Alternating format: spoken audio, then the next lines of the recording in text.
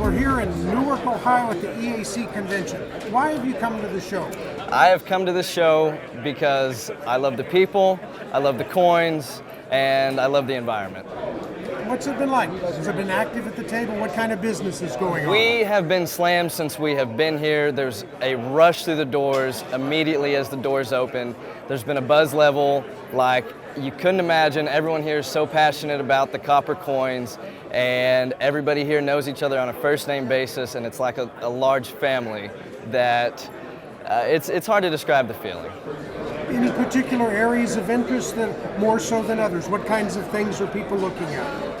Right now, well, obviously it's copper here, and we do colonials, large cents, and half cents, and we have had a smattering of people looking at everything. Literally, there hasn't been an interest in any one particular thing that sticks out in my mind.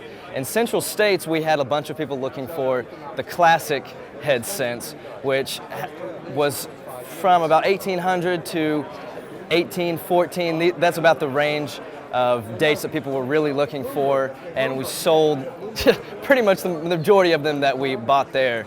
And so we've been looking to restock in that. But other than that, we have people that are looking from everything from the late dates, which are not as popular because they were more machine made due to the presses, and there was not as much artistic ability put into them as what most of these EAC guys and the boys in 94, that's what they'll all tell you.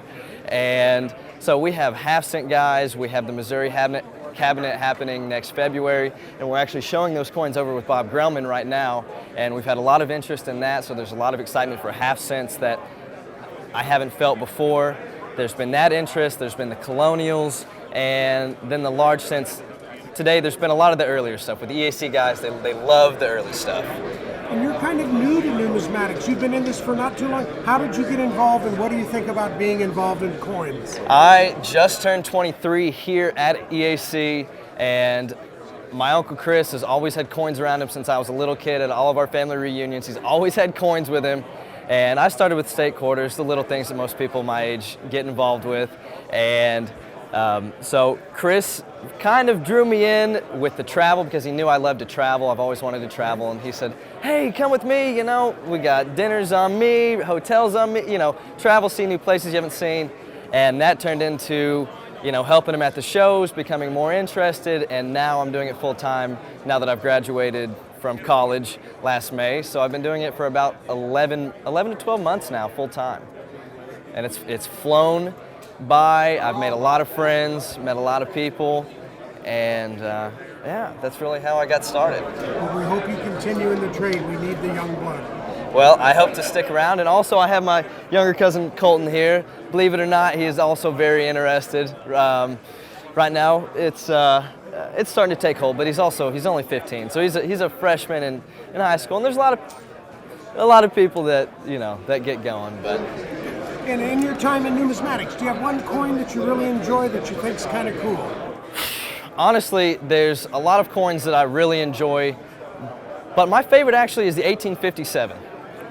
And right now I like the 1857 because that was the last year that the large cents were ever minted. And to me, that was a huge transitional period for our country. And 1857, the copper, the weight of the copper that was in the coin was worth much more than 1 cent. And so people were getting too smart, and they were taking the 1857 cent, melting them down, and then selling the copper back to the government for them to make more. So basically they were running a scam on